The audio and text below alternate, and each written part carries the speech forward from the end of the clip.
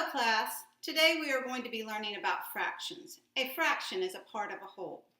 If your mom bought you and your sister 2 pizzas and said you could have 5/8 of one pizza and your sister could have 2/3 of the other pizza, who is going to have more? Today we will be learning fractions and it will help you determine how to answer such questions. I'm sure many of you have had an assignment where you had to read a chapter out of a book. That is a fraction, where the book is the whole and the chapter is the fraction. We're going to start by creating fraction strips. I'm going to give each of you 6 strips of paper of different colors. The first strip is orange. This is going to represent a whole. I want you to take this strip of paper and write whole or 1 on it. That it equals both. The next one is going to be a blue strip. I want you to take this strip and fold it in half. When you've done that, open it back up and take your marker and mark a line on the fold line. This represents a half. Each section is a half of the whole. So I want you to write 1/2 in words and then 1/2 in the number on each section. So you'll do it on both sections of that blue strip.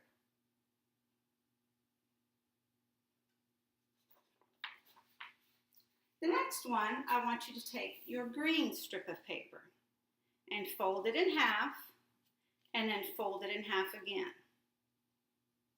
After you've done that, go ahead and open it back up and take your marker and mark a line on each one of the fold lines. And as you do that, you'll see that you have 4 sections. Each one of these sections will represent 1/4. So on each one of the sections, I want you to write the word 1/4 and then the number 1/4. You go ahead and do that on each one of the sections.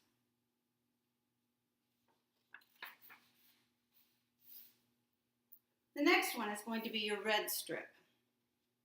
You take your red strip and fold it in half, and then fold it in half again, and fold it in half 1 more time.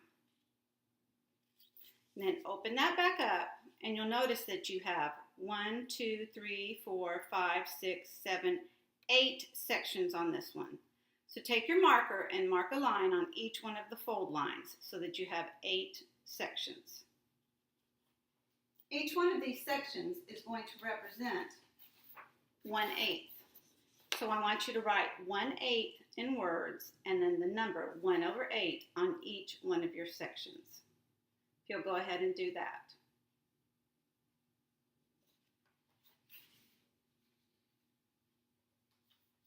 Your next strip of paper is going to be yellow. On this one, I'm going to show you how to do it and then you can do it. You fold it in 3 equal sections. So kind of here, you just adjust it to see when they're equal. And after you've done that, open it back up and I want you to take your marker and mark a line on each one of the fold lines. Each one of these sections is going to represent 1/3. So on each one of the sections, I want you to write the word 1/3 and the number 1/3.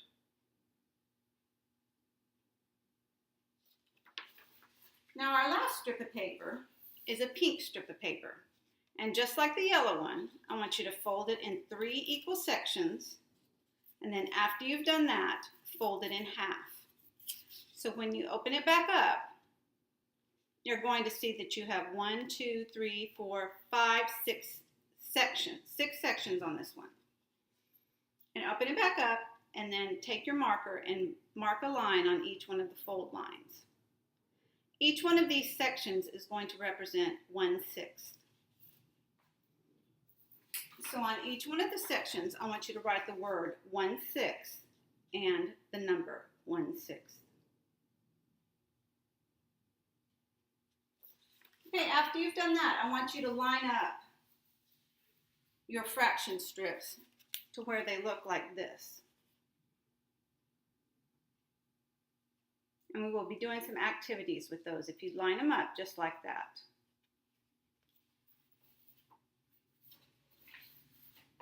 As you line up your fraction strips, I'll record any patterns that anyone might see up here on the board. As you'll notice, 2 of the 1/2 strips equals a whole, 4 of the 1/4 strips equals a whole, 8 of the 1/8 strips equals a whole, 3 of the 1/3 strips equals a whole, and 6 of the 1/6 strips sections equal a whole. As we look at each of the strips, you will take notice that if you have 2 1/2 sections, it is written 2/2, which is equal to a whole, or 1. The same is true for all of the fraction strips. So it can be said as a rule, if you have the same number on the top, which is your numerator, as you do on the bottom, which is your denominator, it is equal to a whole, or 1. For instance, the yellow strip has 3 1/3 sections, so that would be written 3/3, which is the same thing as 1. With each of the strips lined up, you can see how the fractions relate to one another. For example, you can see that 1/2 is the same length as 2/4, or 3/6, or 4/8. These are examples of fraction relationships. I'd like for you now to work with your partner and see how many fraction relationships you can come up with and discuss them with each other. Afterwards, we will independently practice writing them on a piece of paper. So if you go ahead and break up with your partner, and you can discuss those amongst each other right now. Today, we each made our own fraction strips labeled as a whole, 1/2, 1/4, 1/8, 1/3, and 1/6. We then explored the relationship these fractions have with each other. For instance, we learned that 1/2 equals 2/4, and 1/3 equals 2/6. We learned that many fractions are equal to other fractions. We also learned how to write these fractions. Does anyone remember the question I asked at the beginning of class? Let's look at our fraction strips that are laid out with the whole on top. I'll repeat the question. If your mom bought you and your sister 2 pizzas and said you could have 5/8 of one pizza and your sister could have 2/3 of the second pizza, who is going to get more? Well, we can tell on our fraction strip, if we go to our 8s, that 5 of them is this mark right here. Our thirds is right underneath that, and the mark for that 2/3 is right here. So you can see that 2/3 is more than 5/8. Just because the denominator, which is the bottom number, is larger, does not mean that it is a bigger fraction. As you continue to learn fractions, you'll see that they are in many parts of your everyday life. Even though you may not have realized it, when we worked with our partners earlier, that represents a fraction, because each group was a fraction of the whole class. You'll continue to notice them more every day.